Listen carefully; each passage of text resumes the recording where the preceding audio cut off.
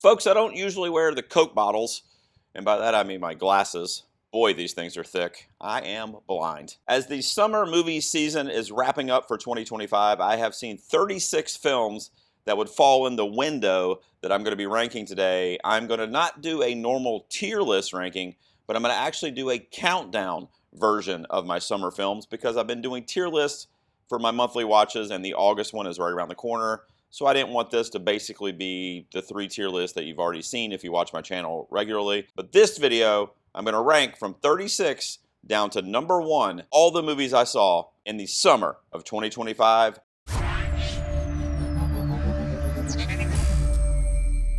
What's up, guys? Welcome back to the garage. Doing a pretty sweet countdown today that I've been looking forward to doing. The summer season always brings us some great action films, usually some folks in capes, and by that I mean comic book or superhero films, and we definitely got a few of those. 2 very, very notable releases, one from Marvel and one from DC. Those will both be on this list. Where will they fall, though? Stick around to find out. We also got some pretty sweet indie films that didn't even get wide releases. Some of them just got released recently and are still in limited theatrical release.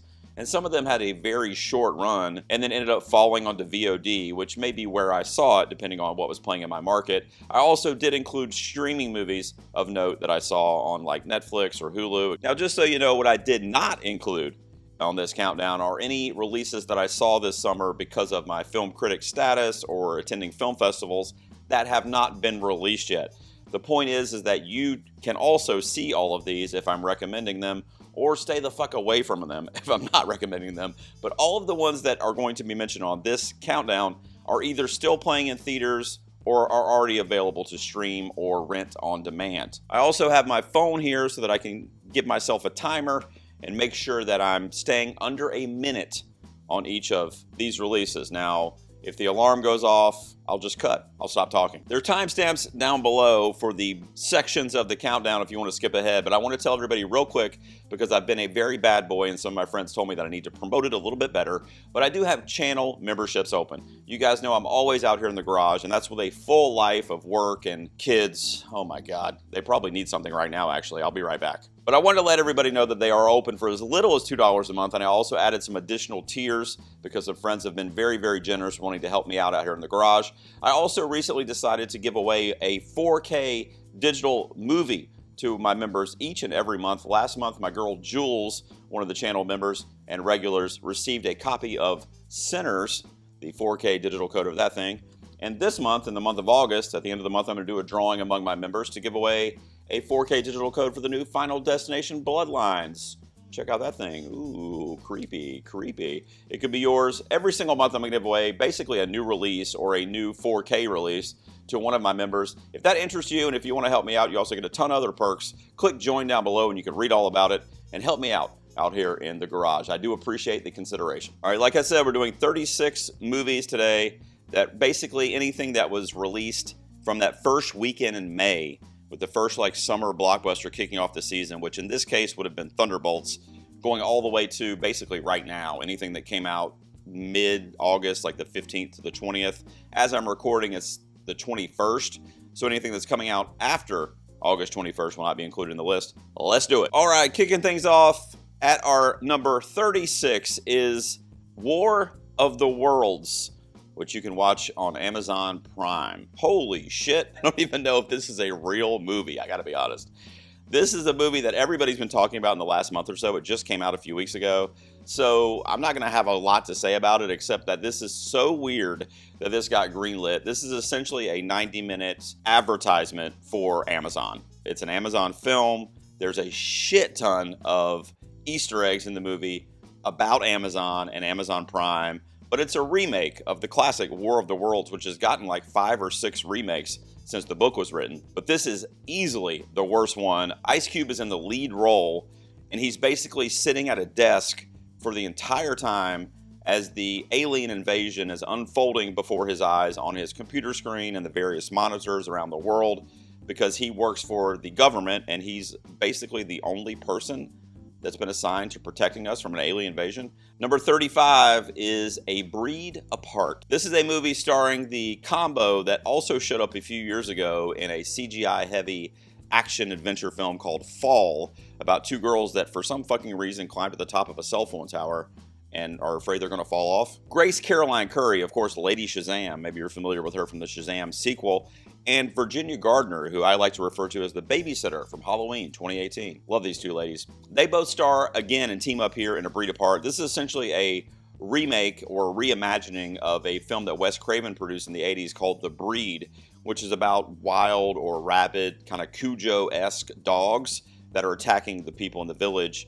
In this movie, it takes place on an island that is consisted of a bunch of social media influencers who have gathered there for a weekend getaway. And it's a bit of a horror comedy, and it's not great. Also features, by the way, Hayden Panettiere, of course, from Heroes and the Scream franchise. So I had really high hopes for this one. It is kind of a so bad it's good type of film, but you can definitely skip this one. My number 34 is the live action Lilo and Stitch. So you've seen a bit of a theme here in the beginning of the countdown. By the way, I will let you know when we cross over into movies that I would actually recommend to you. This is not one of them. It's another remake that we get here. Not only that, but another Disney live action remake where they're obviously just making money hand over fist with zero originality, and they're just remaking all the classics that we loved as animated films. We get another one here that actually started out pretty promising. The first 30 to 40 minutes of the film before Stitch is actually on Earth and a lot of other weird stuff that kind of veers off the story that we know from the animated film starts to happen was decent. It was pretty good. I was like, okay, they're kind of doing almost a page-for-page remake here.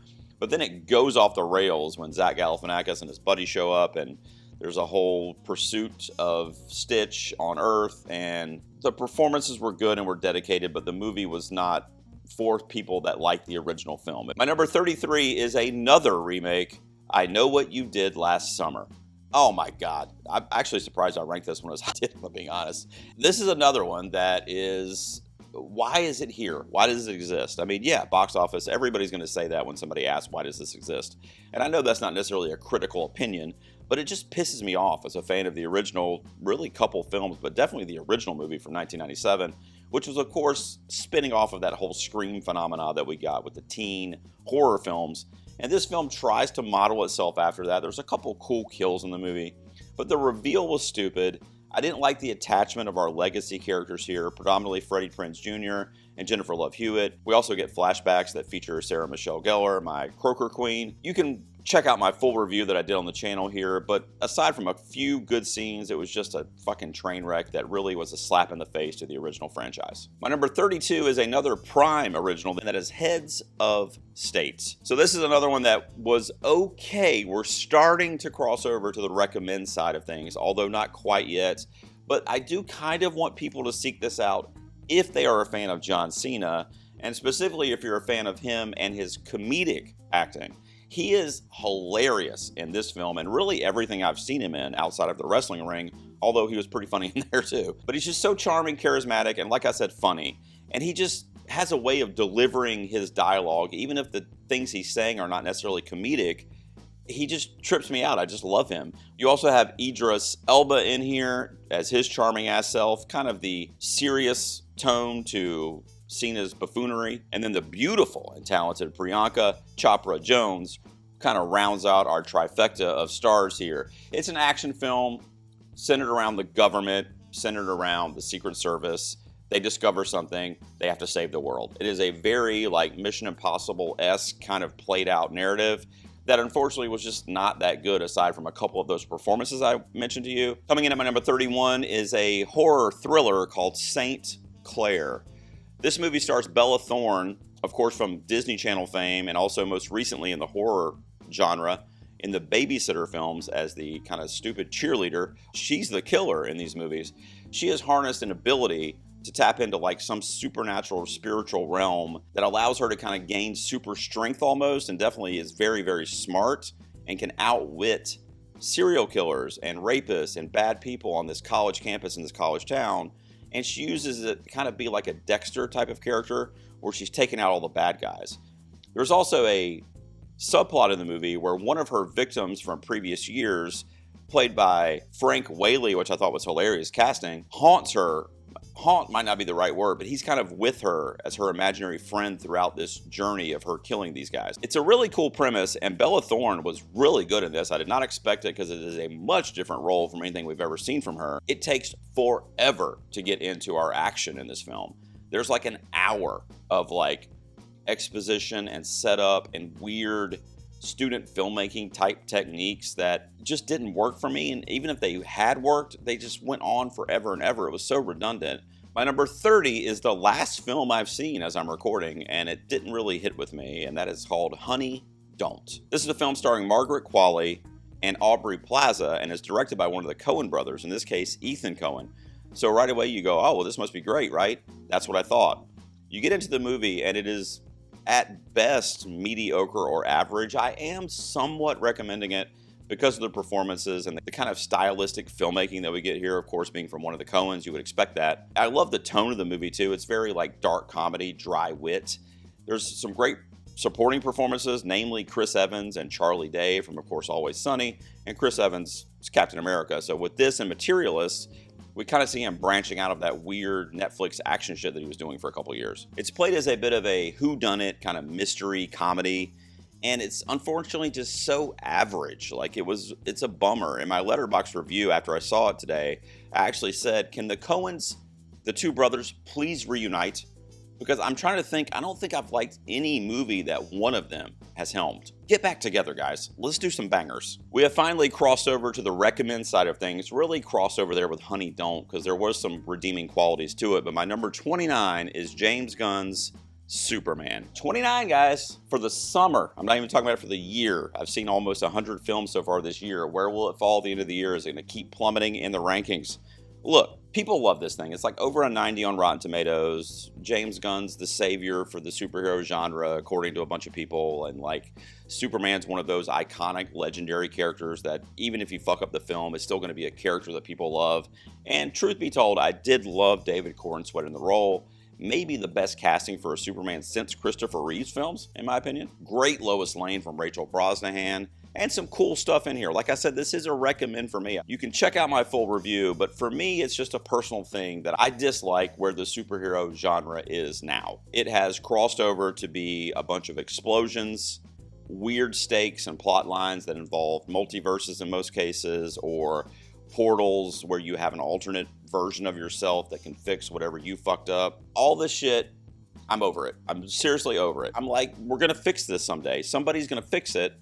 And I thought it may have been James Gunn, but it's just middle of the road average for me. My number 28 is Fear Street, Prom Queen. This is one in the Fear Street horror franchise now, really. I think this is the 4th or 5th entry that Netflix has done. It's a Netflix original. You can stream it there. I didn't hate it. I mean, I didn't hate it. It's obviously 28, so it's not something I'm going to, die on a hill for. But this got bashed, and I will tell you that I didn't really like any of the Fear Street films prior to this one. I think I would have rated all of them lower than this one, honestly. But this one had a really cool hook to it. It's obviously a teen, you're at the prom, high school slasher kind of film. I love the reveal and who the killer and perpetrator ends up being. The problem is that instead of just giving us that reveal and finding out who it is, you get that with a ton of dialogue and exposition that you didn't need that kind of brought it down. If they had just let it play out and we saw what happened and what the twist was, and then that was it, and you didn't have them doing long, drawn-out dialogues before they kill their victim, which of course usually leads to the victim escaping. So I kind of understand why they do it, I guess, but that kind of annoyed me at the end of the film and kind of started bringing the score down a little bit. Another Netflix original at my number 27, and that is a film called Nanas. This is a kind of like family comedy drama, almost like in kind of the style of Noah Baumbach, at least the way the tone is in the film. And it stars Vince Vaughn in the lead role. He loses his grandmother, who was an Italian lady that his favorite thing in the world was making Italian food with her, and she passes on. So to make a long story short, he decides to open his own Italian restaurant in her honor with a lot of her traditional recipes on the menu. And he ends up befriending, while he's doing that, these other kind of senior grandmothers who are Italian. So he brings them in to help make the food, again, all in honor of his Nana. Having recently lost my own Italian grandmother, I did love my personal kind of emotional connection to the film, But the problem is it plays out kind of like a Lifetime movie. Like, I do recommend it, especially if you have any kind of connection to your grandmother or the Italian heritage. But just know that it's going to look like you're watching a TV movie on Hallmark or Lifetime. All right, I was just looking at my list, and we're about to go on a run of about 4 movies that are rated this lowly because they were just so disappointing, because all of them had potential to be like my top 4 this summer. But here we are. We're starting at number 26, and that is Clown in a Cornfield. You know, like I said, we've crossed over to recommend, so I am recommending this film, but it kind of pisses me off that this film is sitting in the purgatory of just middle of the road, average, like basic. Such a cool premise to bring this clown subgenre that we already have in horror, we've had for decades, put it in a kind of rural Children of the Corn type setting, and then it turns out to be basically a glorified Goosebumps episode. Like, it was very teen, poppy, schlocky, based on YA material, and people have come at me in my comments about that on my review of the movie. But that doesn't mean that's the way it has to be portrayed and play out. I mean, this is a rated R slasher that you put a bunch of blood and gore into. Make it something else. You know, you use that as a basis, but make a horror film. Imagine if this had been like as brutal as like the Terrifier films or even the It remakes, but in this setting. Then you got something on your hands for us horror geeks. My number 25 for the summer of 25 is Mike Flanagan's The Life of Chuck. This is not a horror movie, even though it's directed by Mike Flanagan and it's based on a short story. I think a short story or a book from Stephen King. This is another one that I do recommend, but it did disappoint me at the same time. It is a personal preference of mine. I didn't like the way the narrative played out in this movie. The structure of the film kind of ruined it overall for me. It's trying to be so heartfelt, so emotionally manipulative that it almost is kind of stupid, because it like goes a little too far in like this over-the-top melodrama. Because of the way the structure is given to us, we see the end of the movie in the first 20 minutes. And then everything kind of plays out of order from there. But having seen the end, it doesn't take very long at all, at least for me, to connect the dots. And that ruined the mystique of the movie, and it ruined the emotional punch that I feel like the film would have had if it played out in a regular timeline. Again, I did not hate it, but I just wanted it to be so much better, especially since I waited almost 2 years for this thing. Speaking of, I wish it had been better, my number 24 is 28 Years Later, of course, from Danny Boyle and Alex Garland, with the pen in his hand on this one. You know, a horror franchise that I love. I love all the ones before this, and this one I like. It's okay, it's fine, but it was a disappointment. Again, like I said, we're on a run here of films that are okay, but disappointing at the same time. And this film just kind of cashed in the zombie or infected storyline, the horror, if you will, turn that in for this kind of familial emotional drama that we got. And the ending of this film also fucked me up. At like the last 5 minutes, I was like, what the fuck was that? It turned into like a Boondock Saints rap video in the last 5 minutes. It was really weird tonally. The shift there was jarring, and I didn't get it. I've seen a lot of videos since then trying to explain it, but regardless, not having that connection to that kind of source material, I still didn't like it. So at the end of the day, it's just a bummer that a franchise I love so much, I just walked away from this latest entry that I was super excited for, going, okay, I guess. And the last one on this run of, man, it could have been so much better, at my number 23 is Mission Impossible: The Final Reckoning. I did a full review of this one on the channel too. You can check it out in my movie and TV reviews playlist. But essentially, I really, really liked the last half of the movie. The first half, I don't even know. I mean, it was like a greatest hits or like a playlist of like everything that's happened in the franchise. And this is the 8th film. It was a lot of, hey, remember when we did this? Remember this character? Remember how that person had this 3 movies ago? Here this thing is. That was the whole beginning of the movie, the first half of the film, really. When we get to the underwater sequence with Tom Cruise, the submarine stuff, you'll know what I mean if you've seen it. From there to the end, loved it. Like 8 out of 10 from there. But before that was like a 4 or 5 out of 10, because I'm just like, cut this thing down by an hour and just give me a fucking power punch action movie, especially as the send-off in this franchise. Coming in at my number 2 is Final Destination Bloodlines. Like I said, by the way, a tie-in. I'm giving it away to one of my members this month. Click join down below. Look, you guys know what the Final Destination franchise is if you've seen the movies. It's really genius because there's not a enemy or a bad guy necessarily. It's just that death is coming for all of us. So in these films, and believe me, Bloodlines is no exception, just weird shit happens in your everyday life and it ends up being fatal. And we get a lot of cool ones in this movie. The problem is that whole opening sequence was so, like, first of all, horrible CGI, but just so, like, ridiculously over the top. Most, of course not all of, but most of the kills in this franchise are believable or somewhat realistic or make you cringe and go, ooh, I need to think about that the next time I'm boiling water on the stove. I don't want that to happen. Or, cooking on the grill. There's a great gas grill thing going on in this movie. But that whole needle restaurant thing, it was just so fucking like way, way out there. Even if you liked it, you have to stop and go, yeah, that's stupid. Those series of events, even with it being planned out by death or whatever, wouldn't happen. Number 21 is another movie that I just saw recently because I was late on it. I just saw it yesterday, actually, and that is Ballerina, of course, from the, how's it go, from the world of John Wick or whatever, Ballerina. Ana de Armas taking over here as that John Wick lethal character who can kick ass and take names, and she does. I didn't like this movie as much as most of the John Wick films, but I would put this movie on par with like John Wick 4. Now, I did really like John Wick 4, but it's getting a little away from itself. Keanu Reeves is like 65 years old now or something. And that whole sequence he has on the steps, like 20 minutes. I mean, I'm 50, and if I walked up 10 of those steps, I would already be winded, A. And B, if I was fighting off Kung Fu artists, I would be dead within like 3 seconds. Now, Keanu Reeves is much more trained than I am and in much better shape than I'm in. But the whole thing, you just have to have a level of believability in these types of movies. And we get more of that in Ballerina, which is something that bothered me with it a little bit. And then on top of that, you have Ana de Armas as the culprit. Now, Keanu Reeves being 60 and Ana de Armas being this beautiful kind of petite, almost model almost, are kind of equal to me in terms of like the believability. Now, that's not meant to be sexist, even though it kind of is. That's not what I'm saying, because I love Ana de Armas.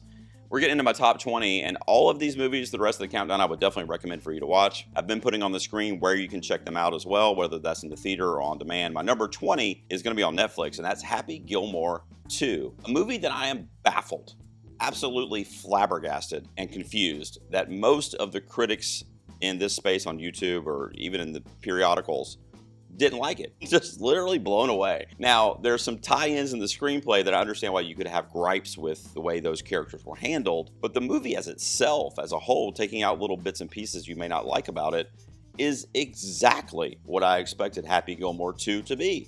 I apparently am on an island in that respect, but if you like the first movie, I, in my review, would say you'll like this one. But then I watched a bunch of people that do love the first one from the 90s and hate this one.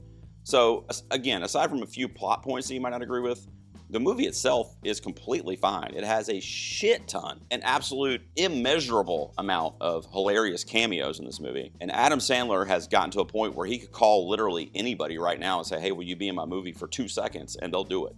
And you see that in this movie, believe me. I don't want to give any of them away in case you haven't seen it. My number 19 is another one that I just saw yesterday, and actually it's going to be the quote-unquote newest film on this list because it comes out in limited release this weekend as I'm recording, and that's the Macon Blair-directed remake of The Toxic Avenger. It stars Peter Dinklage. This is a movie that has been in development hell for like 2 years.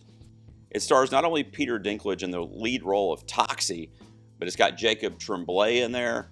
Kevin Bacon is one of our antagonists. Elijah Wood is deliciously fucking weird in this movie, which I guess is the case with all his films. Taylor Page, who I love, who I think had done Bones and All like after this movie was made. That's how long it's been trying to get released. It finally got picked up from a distributor. It's going to be coming out in the US, like I said, this weekend. If you love the first Toxic Avenger from the 80s, they kept the tone almost exact. This is definitely more comedy than it is horror, and it's more action than it is horror. The horror elements would be in the sense that it's a creature feature, basically, the guy who gets radiation poisoning and ends up turning into this like hideous beast. There are some great jokes and running gags in this movie. Elijah Wood looks like a version of a hybrid of the Hunchback of Notre Dame and the Penguin from Batman Returns, Danny DeVito's Penguin. It's fucking so weird. Great hair and makeup, great practical effects, not only on him and some of the other characters, but on Toxie. My number 18 is a film directed by Sophie Brooks called Oh Hi. By the way, guys, I do written reviews on my website, and I don't always get a chance to do videos for those reviews. So if you're interested, check the description of any of my videos, including this one, and you can see a link to my website. This is one that I did a written one for, and this is a really cool premise. It's essentially Misery as a romantic comedy. It's kind of how I describe this in my review. And it has Molly Gordon in it. I know I creep on women in film literally every time I do a video. In fact, I just did it 5 minutes ago with Ana de Armas. I am absolutely crushing, in love with Molly Gordon. Her and Rachel Sennett are like, it's like not a celebrity crush, it's almost like Call the Cops. You know what I mean? But basically her character and Logan Lerman go to this kind of like weekend getaway as boyfriend and girlfriend. They've been together for like 6 months, I think. And while they're there, Logan Lerman basically admits to her that he does not have the same feelings for her and doesn't necessarily want to be her boyfriend, and they're just having fun. So from there, Molly Gordon chains him to the bed in the place they're staying at and basically holds him hostage there until he decides that he wants to be her boyfriend. I mean, if somebody pitches you Misery as a romantic comedy, I would give it a green light if I was a producer. You wouldn't have to tell me anything else. And then if you told me Molly Gordon was in it, I'd give you an extra $1 million just because you're making a movie and I get to see her again. Guys, I promise I'm safe. She's safe, I'm safe. Everything's fine, it's fine. My number 17 for the summer is going to be Megan 2.0. My bitch is back. We're in the horror comedy kind of space, as you can see here on a run of those, actually. This is the third one in a row here. This is obviously the sequel to the wildly successful Megan. The problem is this movie was only half as successful, literally. It only made half of its box office from the first one. I just love this character. I'm a huge fan of the Child's Play franchise. You might be able to tell by some of the shit behind me. I just love the killer doll angle, but you have to buy into that as being stupid. And you kind of have to know that's what you're doing. You can't take yourself too seriously. It's almost like if you're Toy Story, the films, but Woody and Buzz are killers. You know, that's the stupidest shit I've ever heard. But you love it because of that. And much like the Child's Play franchise, the Megan franchise is doing the same thing, but this time it's a little more modernized, and you have this badass female kind of heroine / villain that they do in this movie. It's basically a version of Terminator 2, which I loved. My number 16 is from the Philippou brothers, their sophomore effort, Bring Her Back. So this is another horror, but it's anything but a comedy. Jesus Christ. I'm still traumatized from seeing this thing. It is a tour de force performance from Sally Hawkins in this movie, who plays a grieving, troubled mother in the film. I'll just leave it at that without giving too much away because it's obviously a fairly new film. You can stream it currently on demand, and I would say do it, but be warned that it is a tough watch in terms of the horror imagery and some of the blood and gore and stuff that happens in the film and the kills and various things that occur in the demonic or supernatural realm, which is basically the core of this film, but also hard to watch in terms of the subject matter and what Sally Hawkins is going through and the grief process, and the A24, Neon Studios, all these horror movies that deal with grief, and that often is a critique, like fucking again with the grief shit. But this movie did do it differently enough to where it worked for me, and especially because of the performances in the film. It is a tough watch, but it was one of my favorite horror movies I saw so far this year. More horror? What do you know? Number 15 is a very recent release. It's only been out about a week so far, and that's Zach Cregger's sophomore effort as well, Weapons. People fucking love this movie. And actually, I got like hateful comments because I liked it and didn't love it. The thing for me that fell off on this movie was the end. And when I say the end, I mean like the last like 3 minutes of the movie. Everything up until that point, I was like locked in 8 or 9 out of 10, the whole goddamn movie. There's a specific character that something happens at the end, and we get our kind of bow tied on our mystery here, but then that character's involvement in that climactic ending, I hated. It didn't make any sense to me. And also, it ends extremely abruptly. It's like when you like love something. You're out at a restaurant, a steak restaurant, the best meal of your life, and you're riding a high. This is the greatest food I've ever had in my life.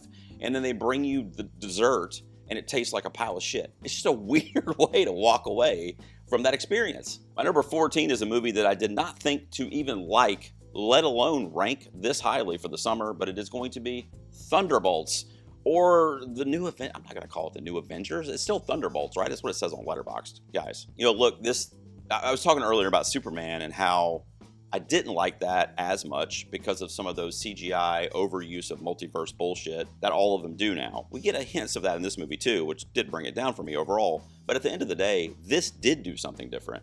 This is an MCU project with characters that are kind of lesser known unless you watched all the Disney Plus shit and read all the comics or whatever, but generally, to the GA, they're lesser known characters, portrayed by pretty powerhouse actors like Sebastian Stan, Florence Pugh, of course, David Harbour in here. But such a good cast, giving really emotional, like Oscar-worthy performances and giving heft to a storyline that would otherwise be kind of ridiculous and cartoonish. And the way they used their mental health struggles and they tied that into the overall narrative of the story and the villain that they were fighting, I love that it was a story and a movie that was about much more than the comic book source material. Also, I will say, since I cover award season, if this was a different year and if this movie, let's just say, hundreds of millions of dollars, broke records, everybody loved it, I think Florence Pugh could be in the mix for lead actress. She was fucking phenomenal in this movie. Because once you know it, you're kind of unstoppable. It's another movie that I just saw. I only saw this one yesterday as well. And that is called Dangerous Animals from director Sean Byrne. Quite simply, and this is another one that you can't, or at least I don't want to talk about it too much. I have my timer on because I don't want to spoil anything about this movie. This is another one that is just a great reveal, a great last act of this film that was so rewarding. I dug it so much. My number one thing that I praise this movie about is it is a shark. It's a horror movie, a shark film, right? The scary shark or the horror shark film, all the way back with Jaws, of course, and really even before that, has been done 1,000 times, and it's always the same. Essentially, the shark is the killer or the slasher. It's like a slasher, but it's a shark instead of a person, instead of Michael Myers, right? Jaws is arguably Halloween, but in the ocean. So what's different? I can't tell you. But they put a twist on that subgenre, and I was so excited. I'm like, oh my God, finally. And I actually said that in my Letterboxd initial reaction. Finally, somebody is doing something different with the traditional horror shark movie. It was so good. Check it out. A great performance from Hassie Harrison, who I was not familiar with as our final girl here. Killed it. If you're keeping score, just so everybody knows, we've crossed over to the 4 out of 5 star range on Letterboxd now. My number 12 is the other superhero entry that you may have been waiting on, the third of 3, I think, and that's Fantastic Four, The First Steps. But it's also one that I didn't think I was going to like. This one, Thunderbolts, and Superman. All of them I was like skeptical at best. Now with Thunderbolts and then again with this one, almost back to back here, the reason those two work for me are for reasons that are not usually present in the superhero genre. That's what does it for me, and I know if you like superhero movies, and even more so if you like these characters from the comics and you read those, then you're going to like this shit for the most part. I don't have that connection, so you got to do something a little bit different that's not a tired, worn out thing for me. In Fantastic Four First Steps, it's the aesthetic, it's the setting, it's the production design, it's the costumes. They do this almost like period piece 1960s, 70s, early 80s, I think, kind of setting, but they do it in such an inventive way to be able to tie it into the story where it's not really the 1970s. It's just the world that they live in, the planet that they live on. That's the setting. That's the way that planet looks. That's the furniture that they buy.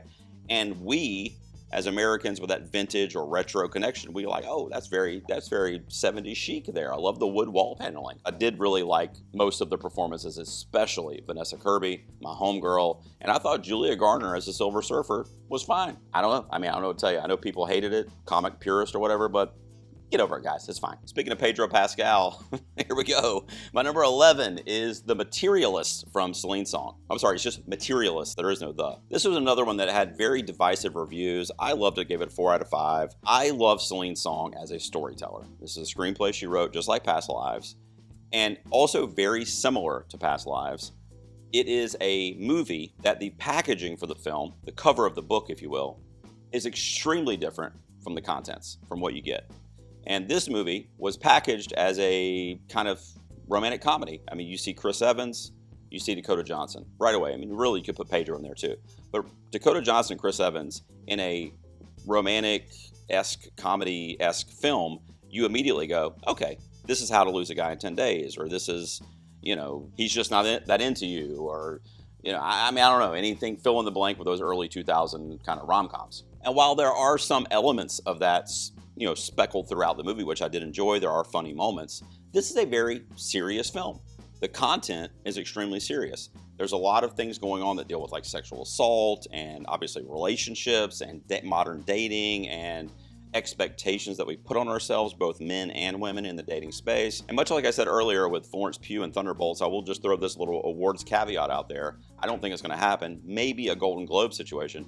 But Chris Evans in this movie, that's the best I've seen him in a long time. And I'm even including Knives Out in that. If this were a different year and this movie was being received differently or came out later in the year or something like that, supporting actor worthy. My number 10 is the only documentary on this list that I at least saw this summer, and that is Wick is Pain. I mentioned earlier when I was talking about Ballerina that the John Wick films, I love them. All the way up to number 4, even though that would be number 4 probably if I was ranking them. But the level of dedication, whether you're talking about the stunts, the fight choreography, that Keanu Reeves and really Chad Stahelski, the filmmaker and essentially the person that kind of created John Wick as a character and as a franchise, they're dedicated. I can't believe what I saw in this documentary. Keanu Reeves, make no mistake, is a big time movie star, especially now he is. But even back then, off of The Matrix and shit like that, he didn't have to do the shit that he does in the John Wick franchise. He could very easily be cast in that role, and they could put stunt people to do the tough stunts. No, they don't. I mean, they have stunt people, but a lot of the stuff that you see in these movies, up to 4, when he's like 60 years old, like I said, he's doing that shit. He's training to do that shit. He's getting injured doing that stuff, broken arms, slices, cuts. I mean, it's insane. I mean, I joked before, but I literally pulled my back this morning waking up. The easiest way I could put it to you is if you like the John Wick films, you absolutely have to see this documentary. My number 9 is another horror romance. I feel like there's been a few of those, and it is Together by director Michael Shanks. I'm not going to be the reason why, just so you guys know, if you subscribe to me or if you watch my channel and reviews and stuff, I'm never going to be the reason why I spoil something for somebody. If you're spoiled a big plot device or plot twist or surprise cameo or any of that kind of shit, it's not going to be for me. And that's why I was extremely careful in my review of Weapons that I did a couple weeks ago to basically not talk about it. Just kind of talked about why I liked it. And Together is even harder to do, although I feel like the marketing, the promotional materials, and in some cases even the posters, frankly, are giving away too much. That's just my opinion. Now, if you read into that stuff that you've been seeing in those marketing devices, then you might get the gist, but essentially this is a body horror film with a romance tie-in, a love story tie-in. And that's really all I want to tell you. It has phenomenal performances out of this world from real-life couple, Allison Brie and Dave Franco, which were also co-producers on the film, so it's very important to them, I'm sure. And to be honest with you, based on the story that plays out in this movie with this couple that they're portraying, it's really a courageous film for them to take on, and it does kind of, in a roundabout way, symbolize the actual, I'm talking about the real people, the actual love that they have for each other. Still in the 4 out of 5 range, but we're getting to the good stuff. Frankly, we're already there. My number 8 is Joseph Kosinski's F1, the movie. Did they drop that yet? What can I say, man? Brad Pitt in the lead role. I love him, as you guys know. Damson Idris is the young black fellow that's kind of a rival of Pitt's in this movie, but then kind of ends up becoming a partner of his, and they kind of go through this journey together of the F1 Formula racing. I love this movie. Action-packed, brilliant performances, not only from Pitt, but you've also got Carrie Condon in there. She's delightful. And I loved Javier Bardem in this role as kind of like the car owner, the bigwig, if you will, over the racing team. But like I said, in my review, and other people have said it, this is Top Gun Maverick in race cars. And not only in the action spectacle part of it, which is a big part of it, but in the weight that you get in the characters and the performance. There is depth to them. It's not just race cars going around on a track. In fact, honestly, I wish there had been more of that. It does really focus on the relationships and the actors in the film and those characters. My number 7 is The Naked Gun. Here we go. So this is a reboot or a remake or legacy. What the fuck are they calling these things? That I can actually get behind, because I was literally dying laughing for like 85% of this movie, if not more. The movie, by the way, is only about 80 minutes long, which I was like, fucking yes. I can't believe it's not number 1 just based on that. I got shit to do. I got to get in and get out. My kids need chicken nuggets, the whole thing. But Liam Neeson harnessed that Leslie Nielsen role. I mean, what a perfect casting choice. And then Pamela Anderson, who is traditionally this like Hollywood starlet blonde bombshell, which I mean, she still is, let's be honest. But she was so good at delivering this material in a role that I honestly didn't think she would be able to pull off, but she did. And now with this and The Last Showgirl, and I'm not talking about the new Taylor Swift, although I did pre-order. This is a movie that solely exists. The only reason it exists is to make you laugh. There's no important message. There's no underlying plot narrative that's thematically telling, recycling is important. I mean, none of that shit is in here. This is the stupidest, silliest movie that is filled with gags and jokes. My number 6 may be a surprise to some of you, and by some of you, I mean probably all of you, because I think I'm the only one defending this movie in the world, but it's Ari Aster's latest, Eddington. Yeah, I mean, this has been talked about. I wish this was going to be an awards player for Ari, but it will not be because it's been poorly received by everyone but me. I was joking, but most people are either average or below average on this film. The reason it worked for me is because of the satirical nature, yes, but the realism in the storytelling. Ari Aster wrote the screenplay, obviously he's the director, and the performances also lend to this, but he basically wrote this movie and thought it up during COVID. And of course, the movie takes place during COVID in 2020, and he was using the divisiveness that we were seeing online mostly and in the news outlets between which side of the pandemic response you fell on, and it usually would go along party lines. If you were a Republican, most of the time you were like, the pandemic's a joke. Well, you don't need masks. We don't need to shut down. Or if you were a liberal, you usually were like, put your mask on, stay 6 feet away from me. I'm not going to go to work because there's a pandemic. My timer went off. I want to talk about this one more. My number 5 is a movie that just came out last weekend. It's an independent drama that might not be playing in your market, but if it is, look it up. It's called East of Wall. This is a movie that is a drama or a docu-fiction is what they're typically called, where it uses a real event or the actual characters that the movie's based on in a movie production, in a simulated narrative. So basically a recreation of what actually happened as a movie, but in some cases featuring the people that lived through what happened. I love when a movie introduces me to a world that I have never researched, I don't know anything about. And in this movie's case, it is the rodeoing, is that the verb? I don't know. And horse training to be in rodeos. It follows a horse training TikTok family. They're very popular on TikTok. The Zamigas. Tabby, or Tabitha, is the mom, and her daughter Portia are the two main TikTok stars, if you will, influencers. A tragedy happened in their life. I won't give it away. It was tough on their business, their social profiles. Scott McNairy, who is an actual actor, shows up and has a kind of a solution for them, how they can make money again and get back out there on TikTok again and those kinds of things. I compared this movie to Nomadland. Very similar to what Chloe Zhao did in that film from a scope, visual perspective, but also from the storytelling, because of course it featured actual nomads, people that lived that life.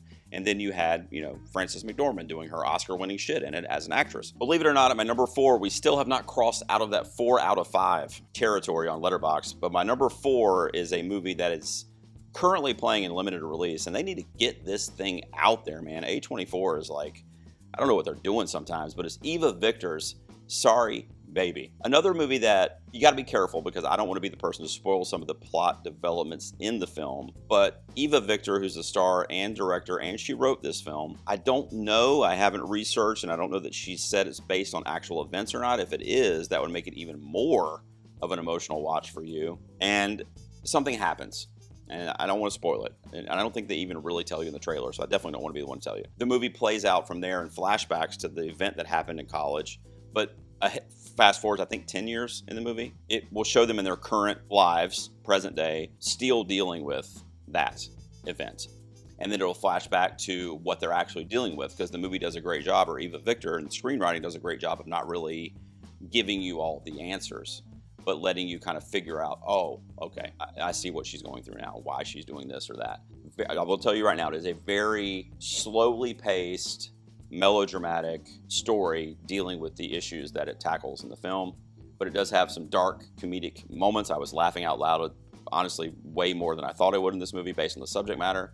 And there's a cat on the poster, and in the movie. So, I mean, obviously it's at least got to be in my top 5. My number 3 is another independent film that got a limited release this past weekend, and I think I read it's going to be streaming on demand the first week of September. So if it's not in your market, definitely stream it when it hits VOD. But it's a movie called She Rides Shotgun. Taron Egerton plays a ex-con who fucked with the wrong people, basically. Essentially a version of the mob in this Midwest town that the film takes place in. He gets released from prison and is supposed to pay them back. He can't. They have a daughter together. Her name is Polly, an 11-year-old girl.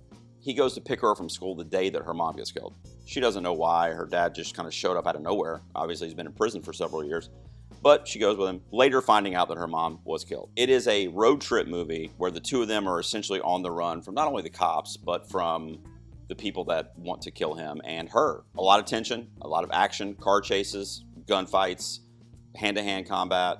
And the last thing I'll tell you about this movie that is as a high recommend for me is because of young actress Anna Sophia Hager, who plays young Polly. I've been covering the Academy Awards and just movies in general for like decades. She is acting like Meryl Streep. I mean, we're like, and she has no feature film credits before this. She just went somewhere. She tapped into something, and she was the conduit for this movie. We're up to my runner-up for the summer, my number 2, which just made the cut because it came out the same weekend as Thunderbolts, which is when I decided to start this range of films. And that is a little dark comedy from A24 called Friendship. Tim Robinson rewrites the leading man in this movie. He is a mix of Steve Carell from The Office and the dad from the Brady Bunch. I mean, it's like the weirdest performance, but it is so good.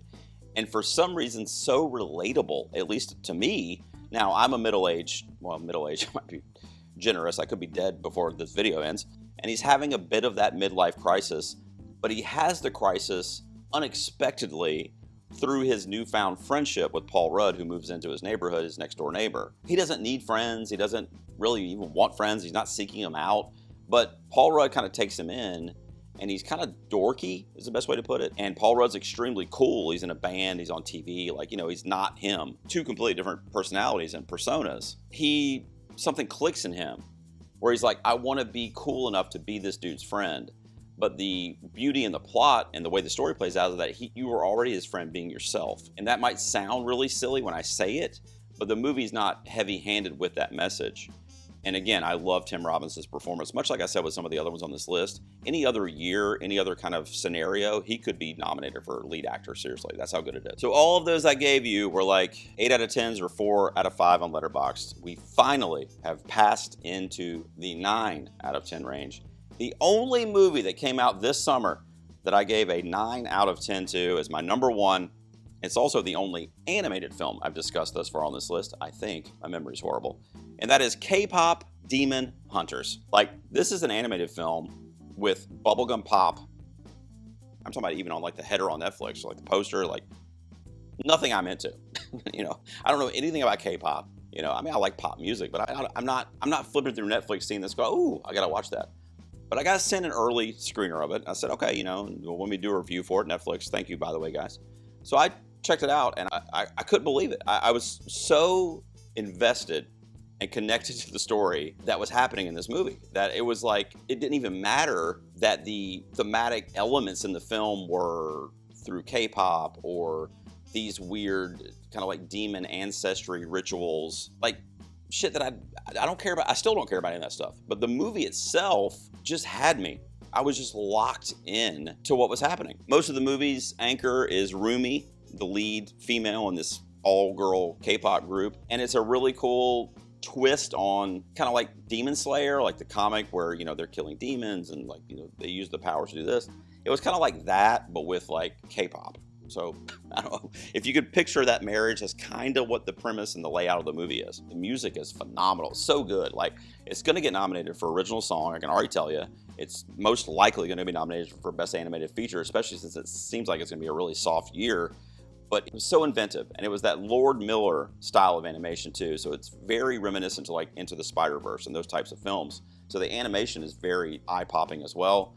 Great story, great characters, great music, a breezy 90-minute film that it's on Netflix. Watch it. I mean, you must watch it, especially if you have kids or you like animation. It's my number 1 film for the summer of 2025, which I didn't get to see in the theaters because it didn't play in my market because it's Netflix. Guys, what are we doing? That is it, guys. That is my ranking of all 36, I think, I don't remember, movies that I saw this summer. I want to know down below, though. Let me know in the comments. What was your favorite movie this summer?